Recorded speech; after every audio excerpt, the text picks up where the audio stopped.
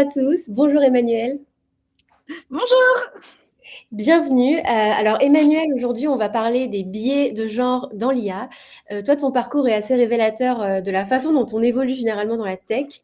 Donc souvent, il va y avoir des rencontres, des projets successifs. Si on parle un peu de ton parcours, donc tu as démarré comme développeuse .NET dans une ESN, puis Tout tu à as fait. progressivement migré vers l'écosystème Azure et au gré des projets professionnels et de rencontres, donc notamment dans le cadre du Microsoft Tech Group de Strasbourg que tu animes, tu as commencé en fait à faire des talks, donc d'où tu es venue aussi ici. Nous, on t'a repéré via un talk, d'abord sur des sujets techniques et ensuite un peu plus large sur l'agilité, les femmes dans la tech. Et donc, je suis ravie aujourd'hui de t'inviter parce que nous, avec TDI, on avait accueilli notamment Women in Tech lors d'une table ronde autour des femmes dans la tech en juin dernier. Et donc, c'est vrai qu'on pensait que c'était vraiment bien de t'avoir pour ce sujet qui est quand même très important. Et pour revenir sur ton parcours, tu es passé par plusieurs structures et en tant que client final, et tu as aussi pu rejoindre Microsoft où tu es aujourd'hui. Et ce qui m'intéresse particulièrement, c'est la diversité d'environnement et de structures par laquelle tu es passé. Donc, ça va être les ESN, grands groupes industriels, éditeurs. Et ça a sans doute donné une vision assez complète des enjeux autour de l'IA et des biais. Et avec toute cette expérience, on pense que tu es vraiment bien placé pour voir comment ces questions se posent concrètement sur le terrain. Eh ben, écoute, merci déjà de m'avoir accueilli, de m'avoir invité. Et puis c'est avec plaisir que je vais partager tout ce que, en tout cas, je peux vous partager sur ce thème-là. Merci beaucoup. Alors écoutez, on va quand même prendre des questions si besoin à la fin. Je pourrais les faire un petit récap, les envoyer à Emmanuel si vous en avez, mais on a quand même beaucoup de questions qu'on a préparées, donc je vous propose d'aller dans le vif du sujet et si vous avez des questions, bah, vous pouvez toujours les laisser dans le chat. Trop bien. Est-ce que tu es prête, Emmanuel? Vas-y. C'est parti. On va rentrer dans le vif du sujet technique. Pour commencer, donc j'aimerais vraiment qu'on entre dans le concret de la construction d'un système IA. Quand tu construis un pipeline d'IA, du recueil des données jusqu'au déploiement, quel est selon toi le moment le plus sous-estimé où vraiment il y a le biais de genre qui peut s'introduire sans que personne ne s'en rende compte? Alors, c'est une très bonne question. Et pour moi, en fait, la phase de définition de la tâche que va faire l'IA, c'est vraiment la plus sous-estimée. En fait, c'est un peu vraiment en amont, mais c'est ce qui va conditionner en fait tout ce qu'on va faire avec notre pipeline. C'est vraiment le but de notre IA. Et cette phase de définition, c'est vraiment ce qui passe parfois peut-être un peu à la trappe. Je parle non seulement de la formulation de la tâche qu'on veut faire à notre IA, mais aussi les différents labels qu'on va appliquer, qu'ils soient considérés comme positifs, négatifs, etc. Et c'est vraiment insidieux parce qu'à ce stade, les biais et les problèmes qui en découlent, on ne les voit pas forcément, mais cette tâche, elle va vraiment conditionner la suite. Donc c'est pour moi vraiment la partie à ne jamais négliger. C'est vrai qu'on ne s'en rend pas compte, mais alors en parlant de ces surprises qui révèlent un peu les angles morts, est-ce que tu as une dernière fois où un modèle t'a surpris en fait en reproduisant un stéréotype, tu l'avais pas anticipé et tu t'es dit: «J'avais même pas pensé à regarder ça». Alors ouais, alors c'est très, très bête, hein, et c'est un exemple d'ailleurs que je donne dans mon talk justement sur l'IA et les biais sexistes. En fait, c'est, de la traduction, tout simplement. En gros, je voulais, avec mon fiel, tout simplement lui montrer de la traduction et cetera et lui dire que j'avais raison. Ça va être un fil conducteur, tu verras. Et du coup, je voulais lui montrer une traduction, I'm a doctor walking with a nurse. Tout simple, phrase assez bidon, phrase très neutre en anglais. Et en fait, automatiquement, ce service de traduction que nous connaissons toutes et tous a donné un médecin, une infirmière. Et là, en fait, ça m'a fait un choc parce que je me suis dit, mais en fait, il n'y a rien qui nous a permis de dire, bah voilà, je parle d'un homme ou d'une femme. Et ça, c'était vraiment le déclic. Et en fait, la surprise, mais la surprise dans le sens où j'étais en mode, ouais, en fait, dans les choses les plus simples, c'est tellement imprimé dans notre esprit qu'on ne s'en rend pas compte. Mais complètement. Et alors, tu vois, je me sens mal parce que je me rends bien compte aussi qu'on a des biais inconscients qui existent. Moi-même, du coup, quand tu m'as dit la phrase en anglais, je l'ai traduite.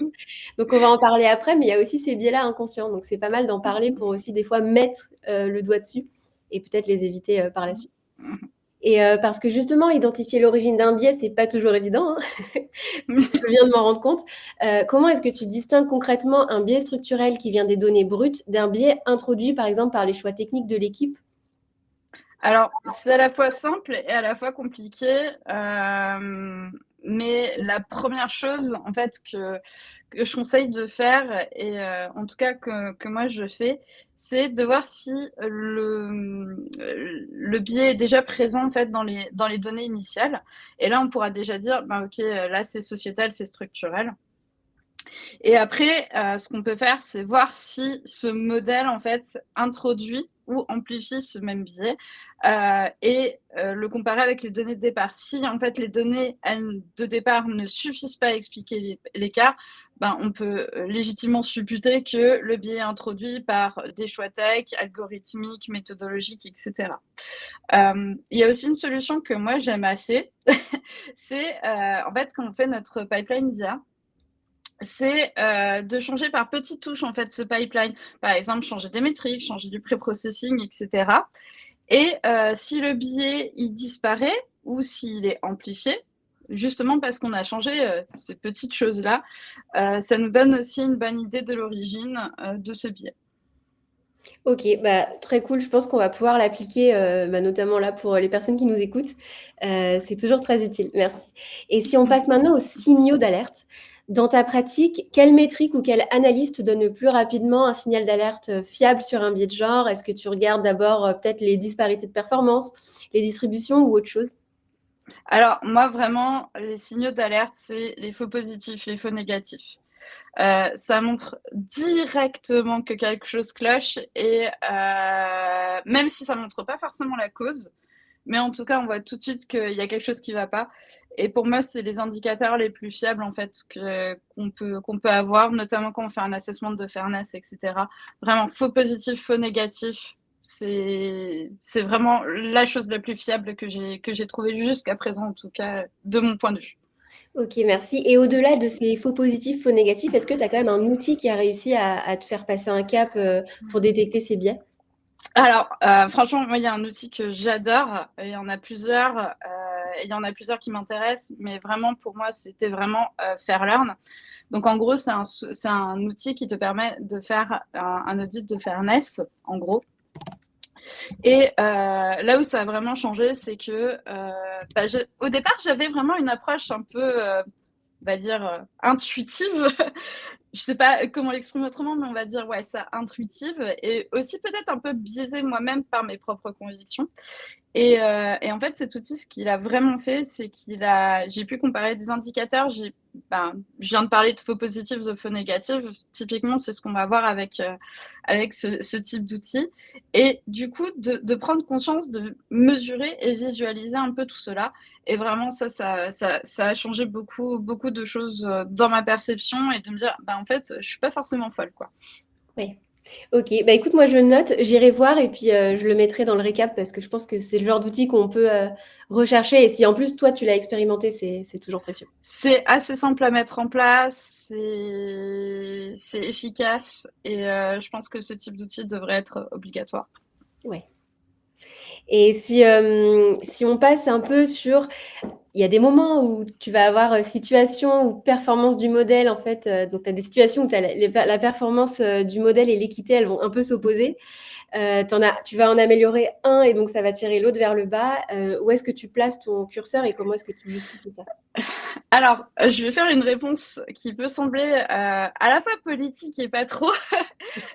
Mais en fait, moi, je le vois pas vraiment comme un problème à résoudre, mais plutôt comme un compromis en fait pour que le modèle réponde en fait au mieux à ou aux tâches qu'on va lui demander de faire, tout simplement.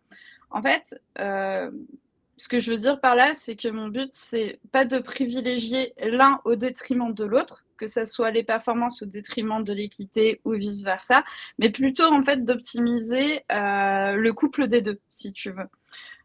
Bien sûr, il faudra fixer des choses qui sont non négociables, mais voilà, vraiment c'est ça.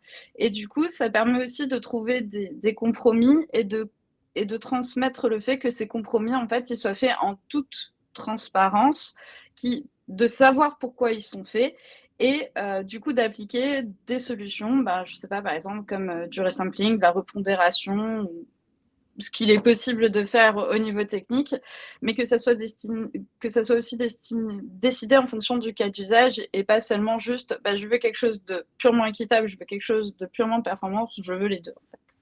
Oui, faut être plutôt agile au final, à chaque fois. C'est ça. OK. Et si on passe un peu sur des questions plutôt, organisationnelles et humaines, parce qu'il y a aussi beaucoup l'humain derrière, il y a les équipes avec lesquelles tu vas travailler. Il y a tout l'enjeu de la conviction des équipes. Comment est-ce que tu fais accepter à une équipe produit ou technique qu'il faut changer un modèle qui marche bien, parce qu'il est biaisé? Et est-ce que tu as des arguments pour que ça fonctionne? Alors, c'est une super question et le travail peut être un peu fastidieux, on va pas se le cacher. Mais vraiment, moi, le point d'entrée, c'est toujours de rendre en fait visible ce biais avec ce modèle. Et justement, j'ai parlé de Fairlearn. Ce type d'outils permettent de rendre visible ce biais. Et du coup, une fois qu'on sait que ce biais existe, qu'il est visible, on peut montrer en quoi ça influe sur le business. Et dès qu'on passe sur le business, les questions de business, forcément, ça a un autre impact. Alors, ouais, ça peut sembler hyper froid, hyper pragmatique comme manière de faire les choses, mais en général, c'est ce qui marche le mieux. Et comme dit, visualisation. Et quand on a de la visualisation, on peut déterminer les impacts et les gens sont beaucoup plus ouverts à discuter là-dessus, en tout cas. Ouais, du concret finalement, vraiment relié aux Exactement. KPIs. OK. Et si on revient par exemple sur la partie un peu concrète, quand tu vas auditer un dataset, tu as sûrement développé des réflexes qui vont te permettre un peu de repérer des biais cachés sans passer 3-4 jours dessus. Est-ce que tu as des patterns récurrents que tu vas rechercher systématiquement? Alors, en fait, je fais quelque chose d'assez simple. C'est vraiment regarder et me concentrer sur les déséquilibres. Et ça, on peut le voir assez rapidement, que ça soit via un Excel, via peu importe. Et typiquement, les déséquilibres, c'est est-ce qu'on a autant de femmes que d'hommes? Est-ce qu'on a une inclusion équitable des différentes nationalités, classes sociales, etc. Vraiment me concentrer là-dessus. Une fois que je sais ça, je peux mettre en place des systèmes, des solutions potentiellement pour rendre un groupe, pour plus d'inclusion en fait, tout simplement des groupes qui sont parfois négligés en fait. Mais vraiment les déséquilibres, si on voit tout de suite dans le set de départ, est-ce qu'il y a un problème ou pas. OK. Et donc, puisque l'erreur est humaine et classique, il y en a sûrement que tu vas voir le plus souvent. Alors, effectivement, il y en a pas mal.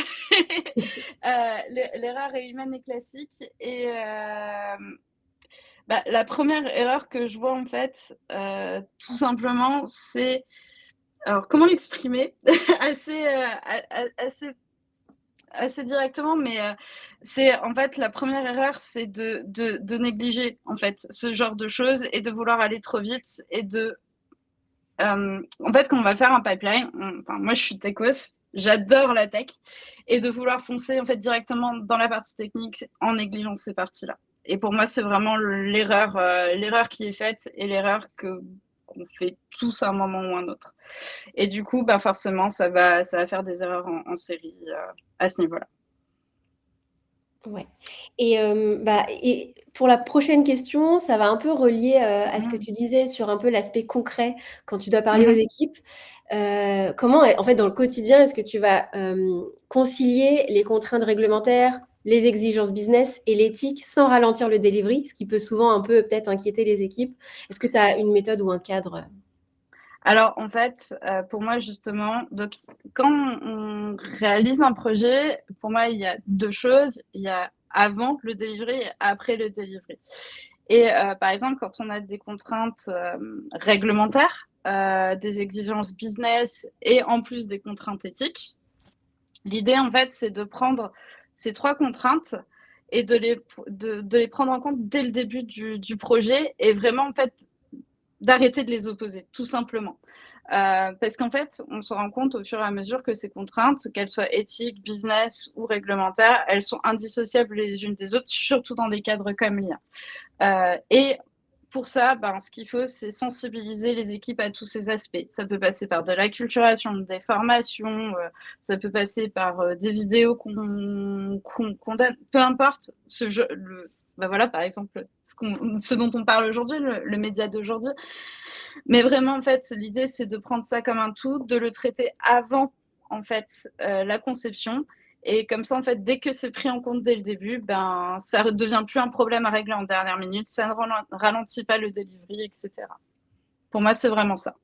Ok, et alors ça va compléter sûrement ta réponse, mais si on se remet un peu dans le contexte réglementaire actuel, notamment en Europe où on a l'AI Act, c'est un peu souvent, moi j'ai fait beaucoup d'événements autour de l'IA récemment, donc il y a plein de salons, plein de journées, et souvent ce qu'on entend c'est que bah, en France on est un peu ralenti par l'AI Act, par toutes ces réglementations, alors que nos voisins à côté, bah, pas forcément.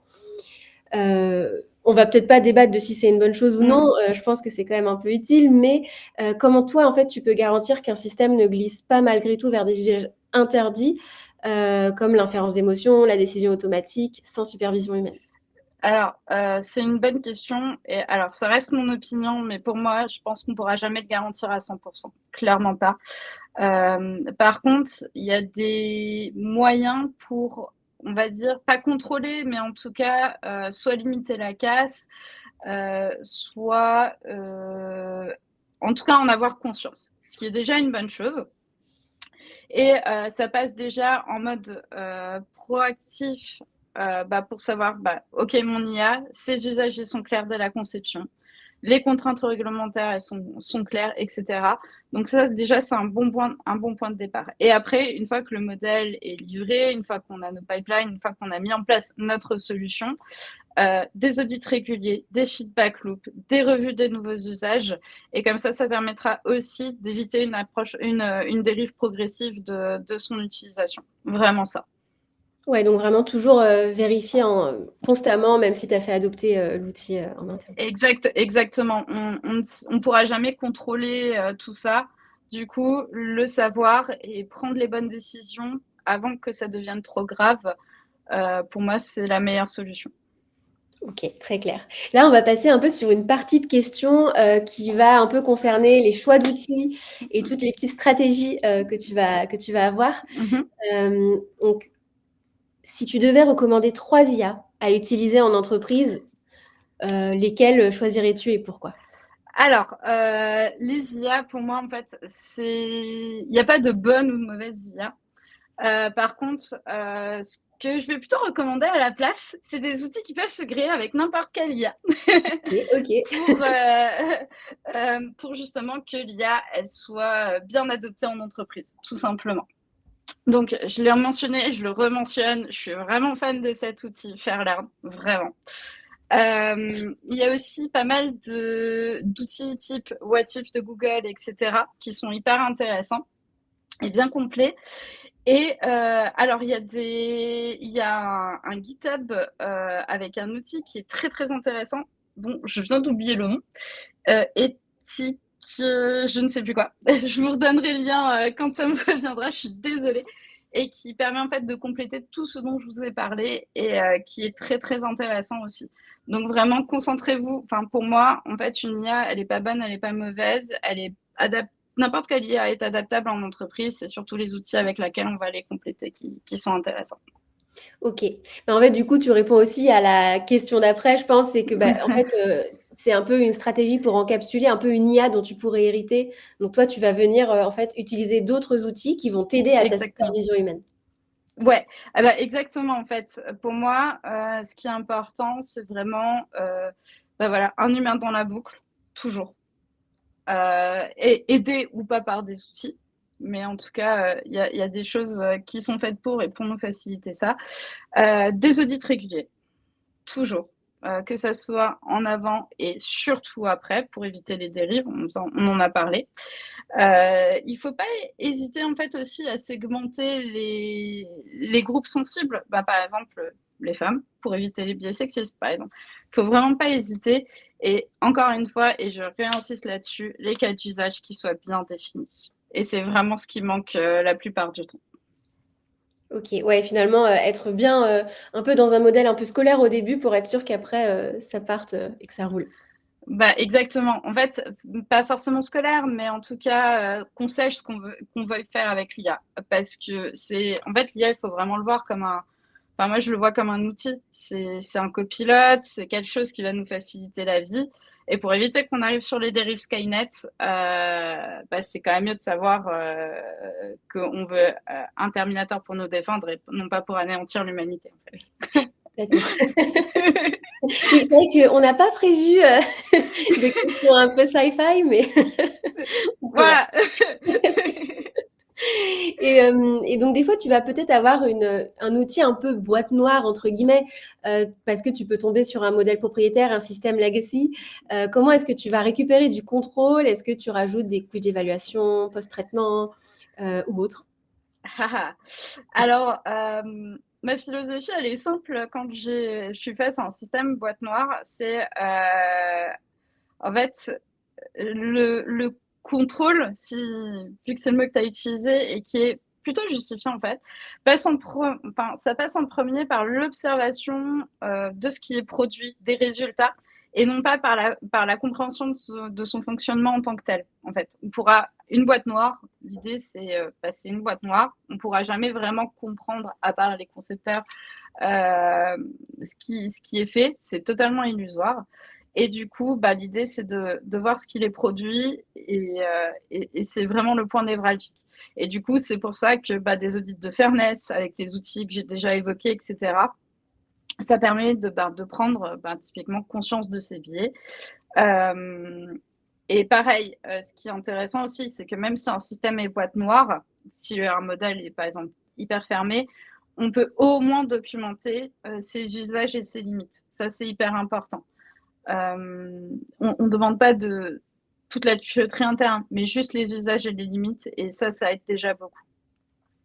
Et tout ça, ça se base sur des règles métiers définies, ça se base sur des vérifications humaines, des seuils aussi qui permettent de faire des métriques. Bref, en fait, l'idée, c'est vraiment de challenger les sorties, les outputs pour les outputs bruts de mon modèle IA, tout simplement. Merci. Et donc, peut-être que des fois, il y a des situations où tu vas avoir un client ou un métier peut-être qui aime son outil et qui va l'imposer un peu pour le delivery.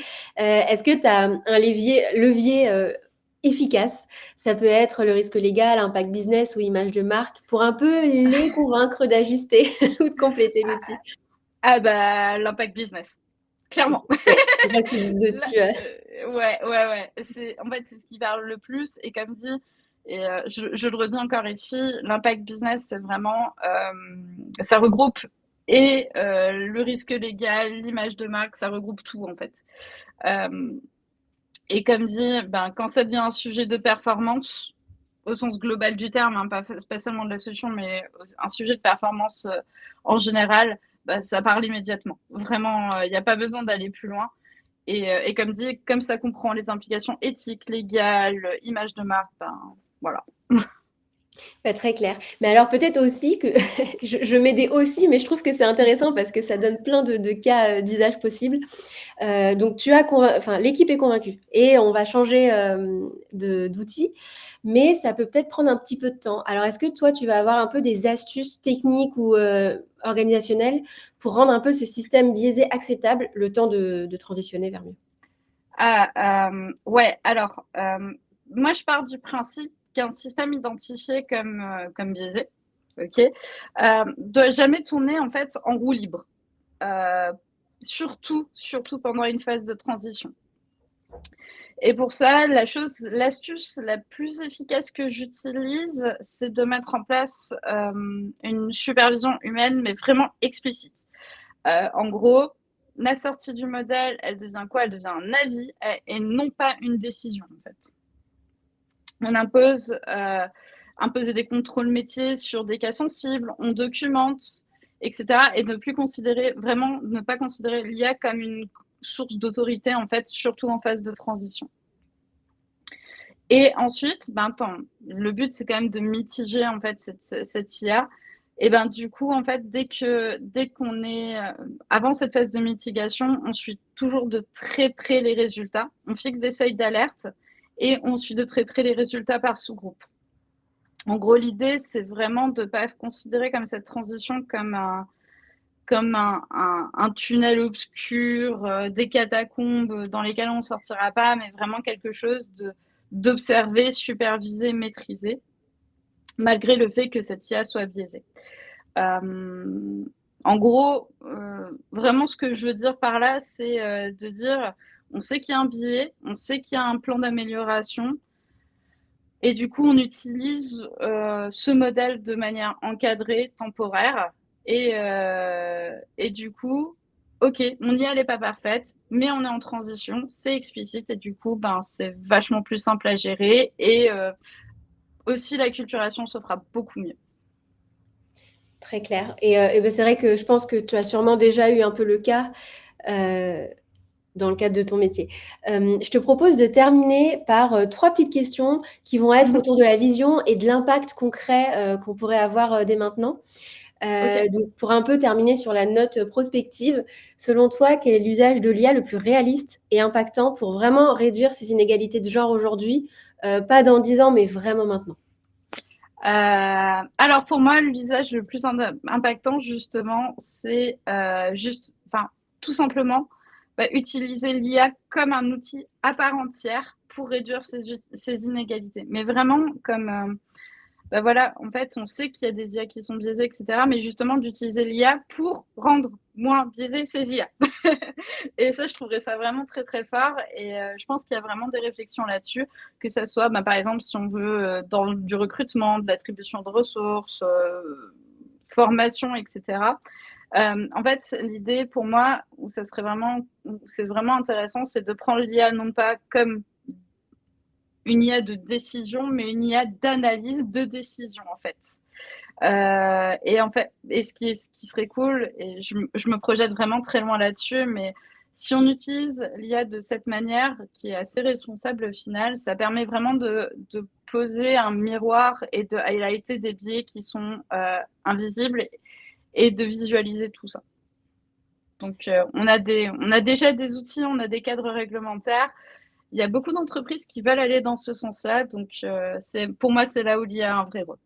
Ok, bah allons-y. Voilà, le message est posé. Et dans ton travail de sensibilisation, notamment par exemple via ce talk, est-ce que tu peux nous parler un peu d'une croyance fausse sur les biais de genre dans l'IA que tu combats le plus souvent? Qu'est-ce qui résiste vraiment dans nos représentations? Alors, alors moi, il y a quelque chose qui revient assez souvent. C'est en gros, ouais, mais quand on a un modèle qui est biaisé, c'est qu'il reflète la réalité sociale, entre guillemets, et du coup, on s'en fout puisque c'est la société. Donc, alors, ouais, je comprends l'argument. Ça peut se défendre jusqu'à un certain point. Dans le sens, en fait, où une IA, en fait, c'est pas un miroir neutre. Vraiment, il faut arrêter de croire ça. Et ça peut vraiment être un amplificateur. Et et c'est là où c'est très dangereux, puisque ce qui est juste une anomalie, on va dire, statistique dans le passé, vraiment, je pose un mot un peu dur, mais qui peut être en tout cas considéré, même si c'est très grave, attention, une anomalie statistique, ça peut devenir vraiment très très systémique, et c'est là où c'est très dangereux. Et pour moi, ouais, c'est pas parce qu'il y a un biais qui reflète notre société actuelle qu'il il faut pas le changer. C'est vraiment ça, c'est vraiment quelque chose qui revient quasiment tout le temps. Ok. Et dernière question, ça va aussi du coup parler un peu de ce travail de sensibilisation. Quand tu vas parler avec des gens comment est-ce que tu engages en fait les personnes convaincues que l'IA aggrave forcément les inégalités? En fait, comment est-ce que tu arrives à créer un dialogue constructif autour de ça? Alors, c'est pas évident. Alors, dans un monde, on va dire, il faut un minimum de réception de l'autre côté, ça clairement. Mais l'idée, c'est vraiment déjà de partir du postulat que je comprends leur position. Et c'est vrai que dans des cas comme ça, en général, je la partage en partie.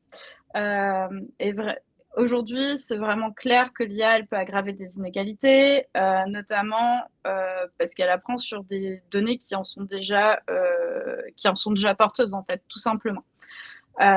Par contre, là où je challenge, j'essaye de créer le dialogue, c'est vraiment sur l'IA laissée à elle-même et l'IA encadrée, encore une fois. une IA déployée sans audit, sans supervision, sans revue d'équité, etc., oui, forcément, ça va partir en latte. Par contre, quand on l'utilise comme un outil, si on l'utilise comme un outil de mesure, de transparence et qu'on la remet en question, en fait, ça devient vraiment un levier pour identifier en fait tous ces déséquilibres et corriger nos pratiques. L'idée, c'est vraiment, en fait, je cherche pas vraiment à rassurer ou dire ouais, avec l'IA, on va pouvoir tout résoudre. Non, non, c'est vraiment en fait plus sensibiliser à la manière dont on va l'utiliser et qu'on choisit en fait la manière dont on va l'utiliser. Par défaut, elle va reproduire un peu toutes ces inégalités, mais avec un peu de contrôle, autant qu'on puisse en avoir, elle va aussi nous aider à rendre ces biais visibles et surtout à agir dessus.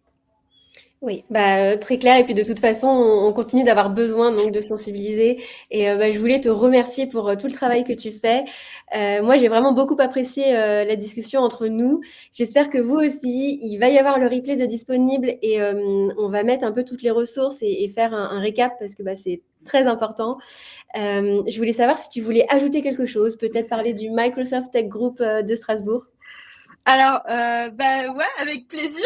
Je fais de la pub pour les copains aussi, du coup. Alors, Microsoft Tech Group, c'est simplement en fait un groupe de passionnés des technologies Microsoft, qu'on soit dev, qu'on soit archi, qu'on soit dans l'infra. Oui, il y a des gens qui font de l'infra.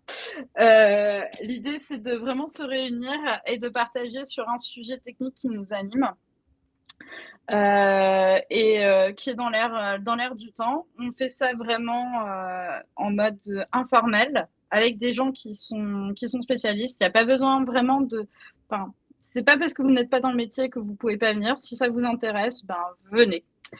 Et ensuite, ça se termine avec un apéro, donc c'est toujours plus agréable. Et c'est pareil, donc il y a pas que le Microsoft Tech Group de Strasbourg, il y en a partout en France. Et si jamais vous voulez en savoir plus, n'hésitez pas à aller sur le site du MTG France, donc Microsoft Tech Group France, qui aide un peu à centraliser toutes ces infos. Trop bien. Écoute, merci beaucoup. Je vous souhaite à tous un bon appétit et on se dit à bientôt. À bientôt et merci encore. Au revoir. Au revoir.